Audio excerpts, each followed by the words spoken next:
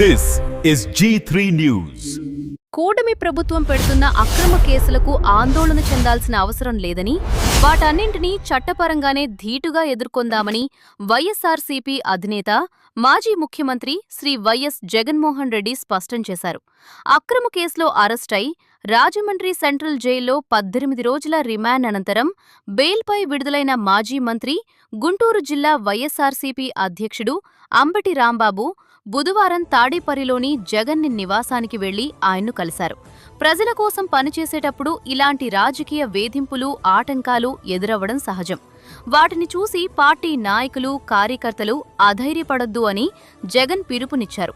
ఈ సమావేశంలో అంబటి రాంబాబుతో పాటు రాజ్యసభ సభ్యులు పిల్లి సుభాష్ చంద్రబోస్, మాజీ ఎంపీ నందిగం సురేష్, మాజీ ఎమ్మెల్యే మల్లాది విష్ణు, ఎన్టీఆర్ జిల్లా పార్టీ అధ్యక్షుడు దేవినేని అవినాష్ తదితరులు పాల్గొన్నారు.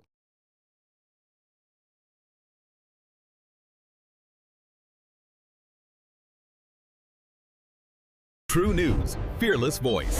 Follow our channel for your local issues and latest news. Like, share, and subscribe.